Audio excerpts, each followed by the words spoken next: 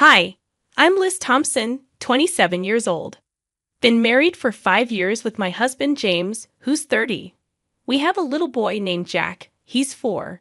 I used to work full-time, but now I'm part-time at the same job. James won me over with his determination, and that's how we ended up together. When James and I were dating, he was really sweet, but after we got married, he became controlling, like he thought he didn't need to make an effort anymore. He's super lenient with his younger sister, Jennifer, who's almost 20. Even though there's a big age gap, he spoils her rotten. Before we got married, I got along fine with her, but things changed. Jennifer started showing up at our place all the time, and James would drop everything to cater to her. It's like I'm just a roommate, and she's the queen of the castle. She never brings anything when she comes over and acts like it's totally normal to ignore me. As usual, James invites Jennifer to join us for dinner, even though it was just supposed to be the three of us. She accepts without hesitation, saying that's why she came. I quietly remind James that there's only enough food for 3, but he insists I give my portion to Jennifer since she's here.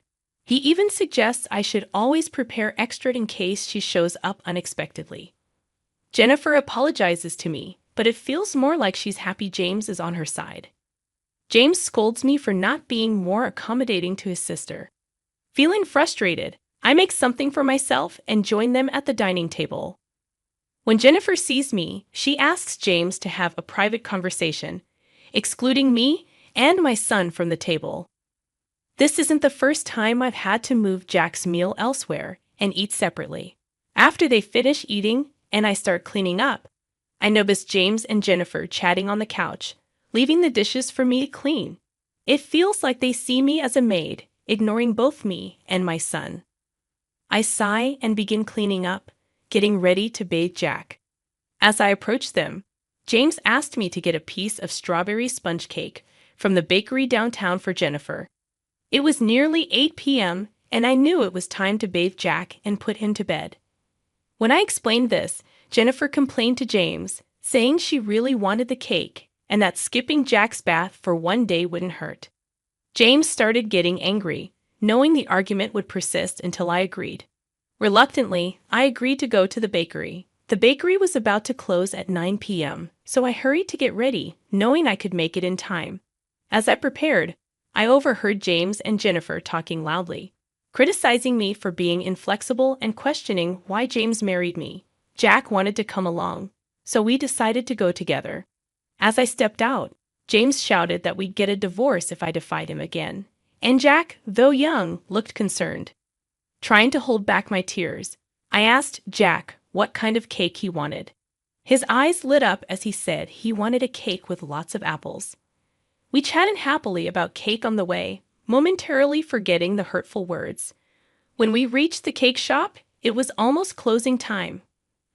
I bought 2 slices of strawberry sponge cake and 1 slice of the fruit-covered cake Jack wanted, though the options were limited.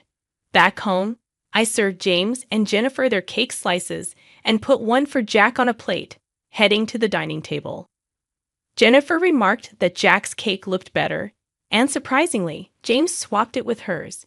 When Jack protested, Jennifer ignored him and ate his cake.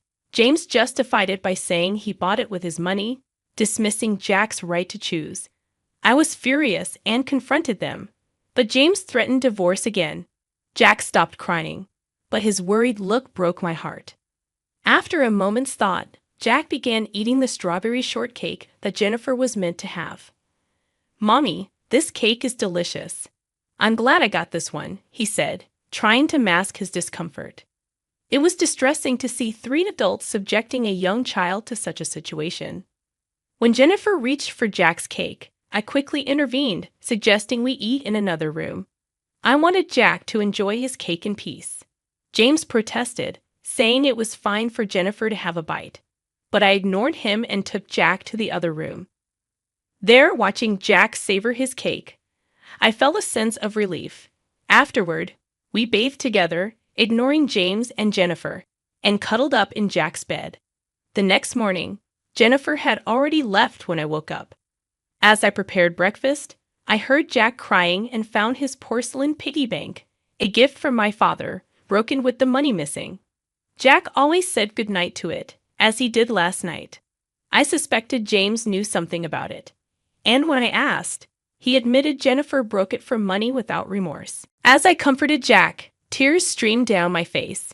It was heartbreaking to see James prioritize Jennifer over Jack's well-being.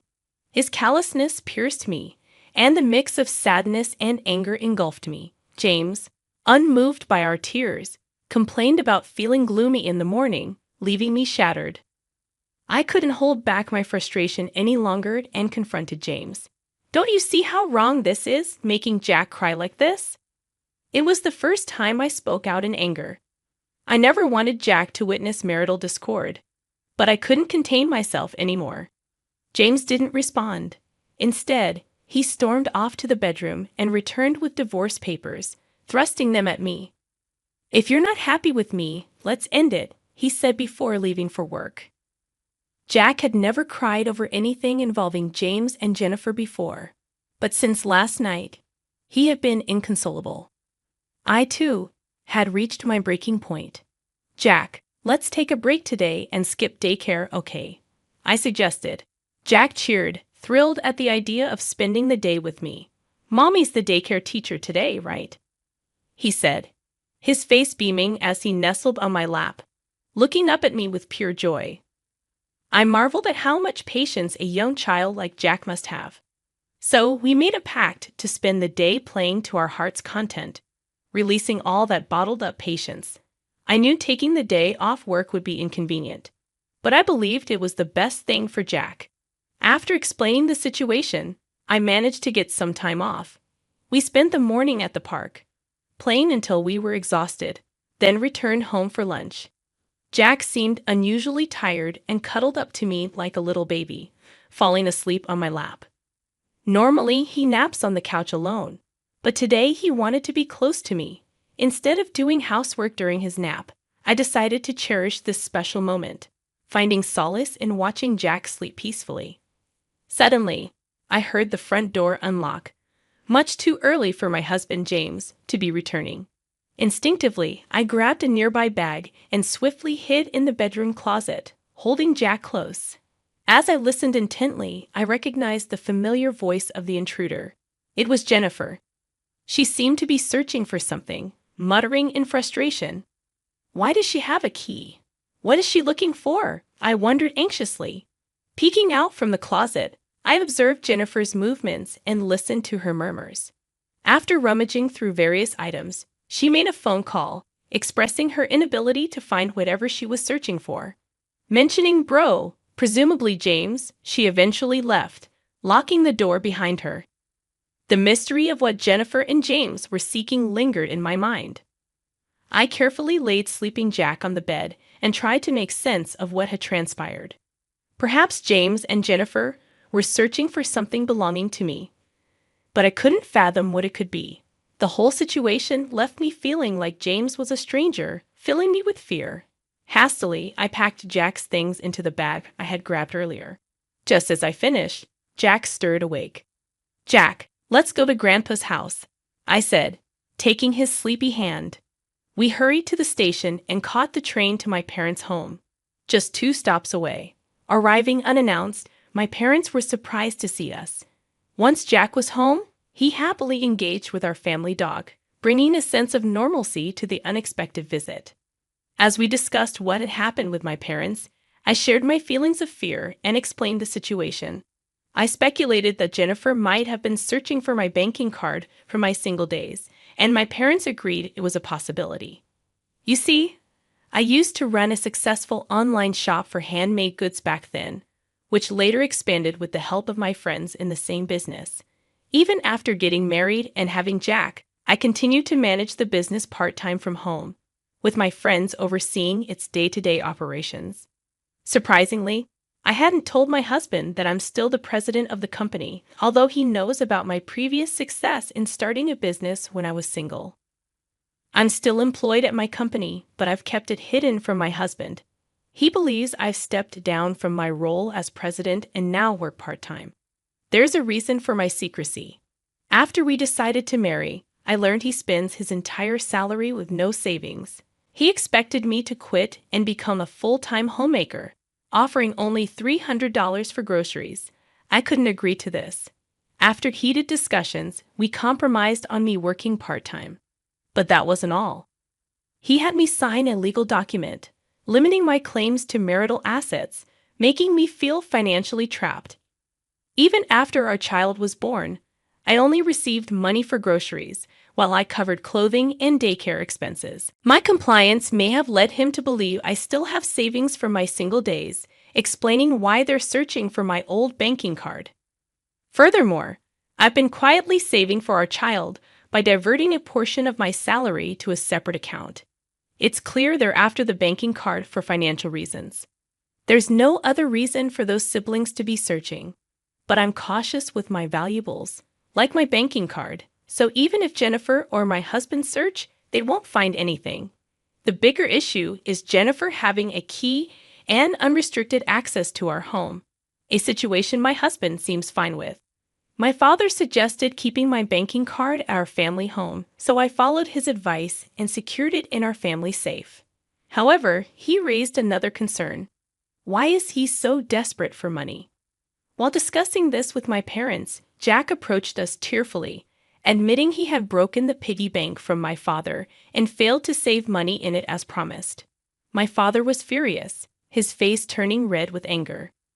My father was on the verge of calling my husband to express his anger when my mother intervened. Let's confirm if the banking card is their real objective, she advised. Acting hastily without evidence could backfire, especially considering my husband's casual mention of divorce. He might exploit the situation, painting us as the wrongdoers to gain leverage in a divorce. So we decided to record their conversation to uncover their true intentions and consulted our family lawyer, a longtime friend of my father. Once home, I began preparing dinner as my husband arrived. I discreetly started recording on my phone, placing it face down. As expected, his first question was about the banking card's whereabouts.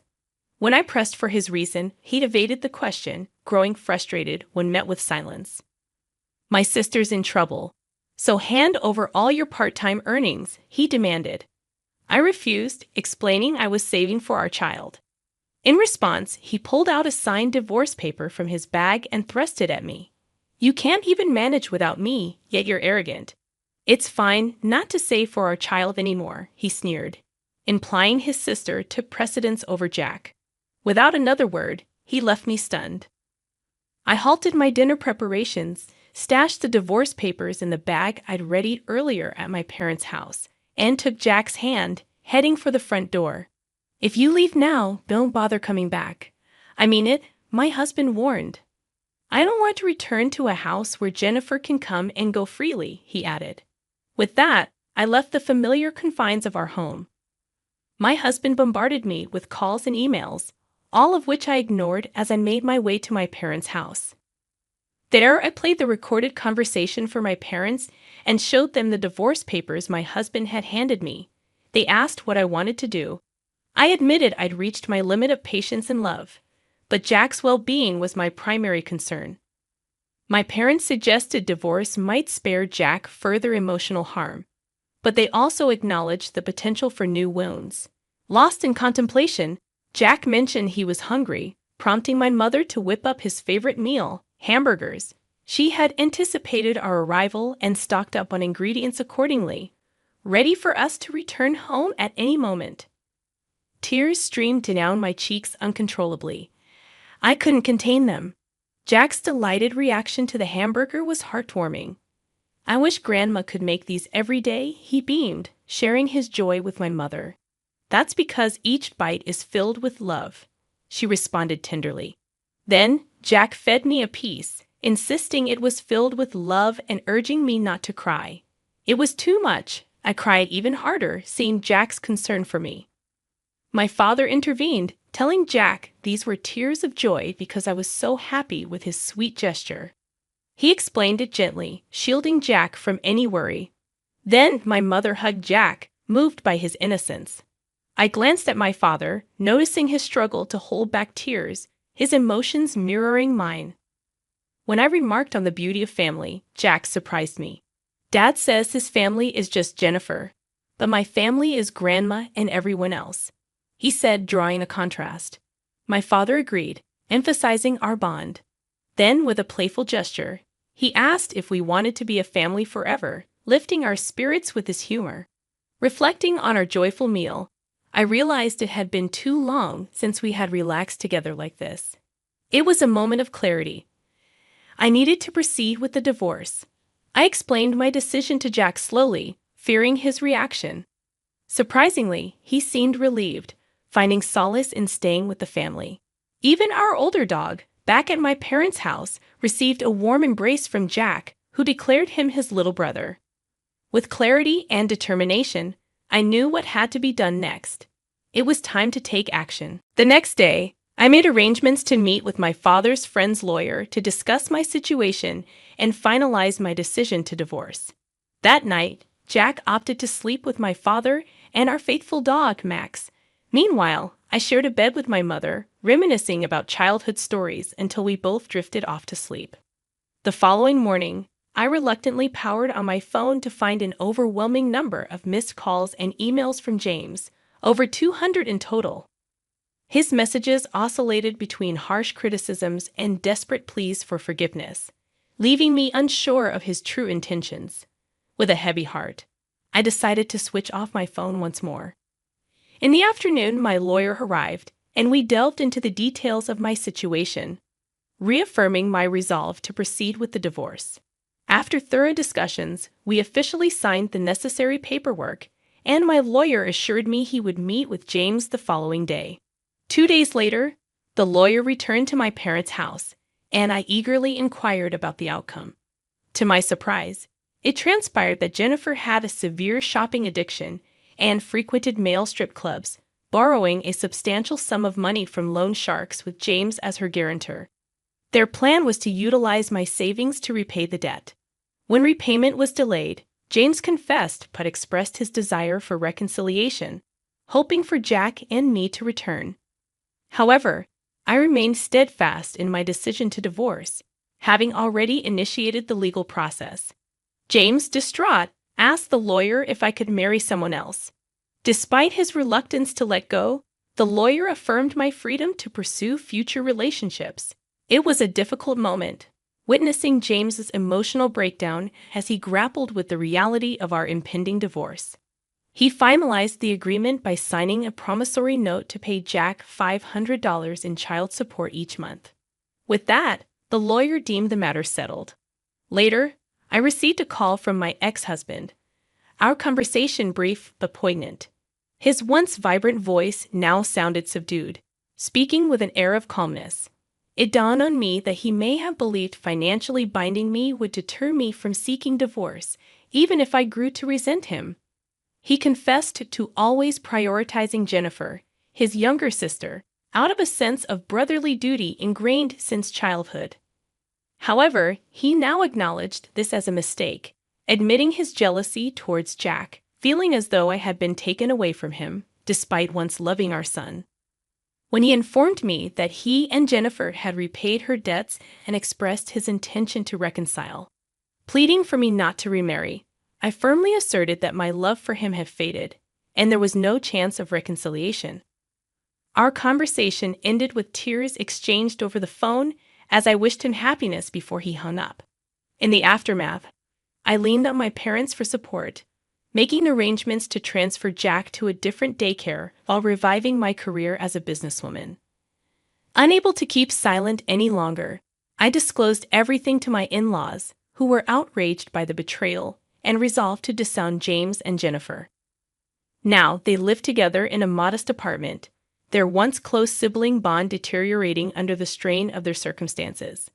As for me, I've chosen to view their plight as a form of personal retribution.